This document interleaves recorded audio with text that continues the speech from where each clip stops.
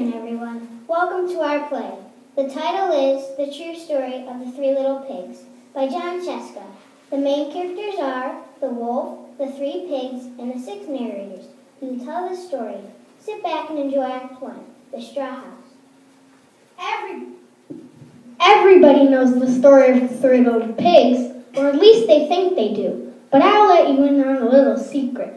Nobody knows the real story because nobody has ever heard my side of the story. I'm the wolf, Alexander T. Wolf. You can call me Al. No one knows just how this whole big bad wolf thing got started, but it's all wrong. Maybe it's because wolves eat cute little animals like bunnies and sheep and pigs. That's just the way they are. If cheeseburgers were cute, folks would probably think people were big and bad too. But this whole big bad wolf thing is all wrong. The real story is about a sneeze and a cup of sugar. Way back in Once Upon a Time, our friend the wolf was making a birthday cake for his dear old granny. He had a terrible sneezing cold. He had run out of sugar. So he walked down the street to ask his neighbor for a cup of sugar. Now this neighbor was a pig. And he wasn't too bright either. He had built his whole house out of straw. Can you believe it? Who in his right mind would build a house out of straw? So, of course, the minute the wolf knocked on the door, it felt right in, and he didn't just want to walk into someone else's house. So he called, little pig, are you in? No answer. And he was just about to go home without a cup of sugar for his dear old granny's birthday cake. That's when his nose started to itch. He felt the sneeze coming on. He huffed and he snuffed. And he sneezed a great sneeze. Choo! And right in the middle of the pile was, and you know what? That whole darn straw house fell down. And right in the middle of the pile of straw was the first little pig that is adorned him. He had been home the whole time.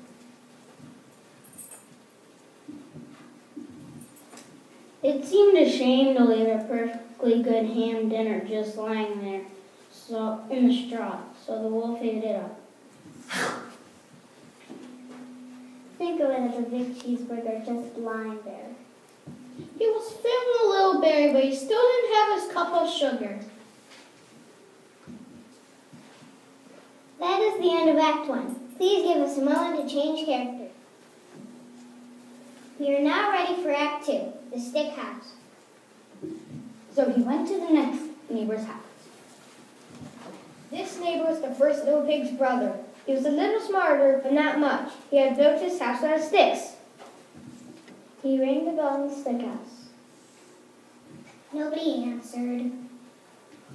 He called, Mr. Pig, are you in? He yelled back. Go away, wolf, you can't come in. I'm shaving the hairs off my chinny chin. He grabbed the doorknob when he felt another sneeze coming on. He huffed and he snuffed. And he tried to cover his mouth, but he sneezed a great sneeze. Achoo!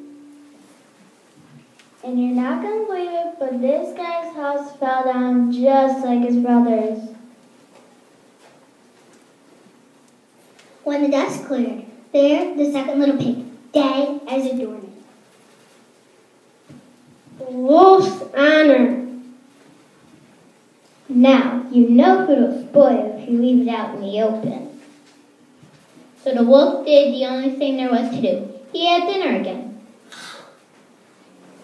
Think of it as a second helping. He was getting awfully full, but his cold was feeling a little better. And he still didn't have a cup of sugar for his dear old Granny's birthday cake. That is the end of Act 2. Act 3 will begin in a moment. Act 3, the brick house. So the wolf went to the next house. This guy was the first and second little pig's brother. He must have been the brains of the family. He had built his house out of bricks. The wolf knocked on the brick house. No answer. Mr. Pig, are you in?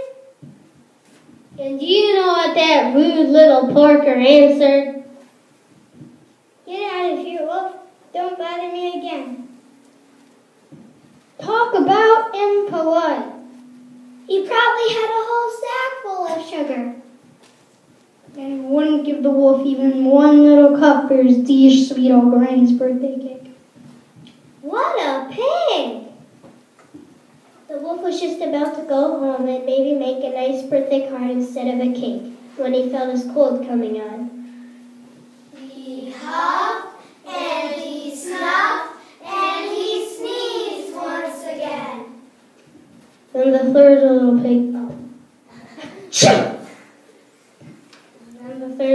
pig, yelled, "And your old granny can sit on a pin."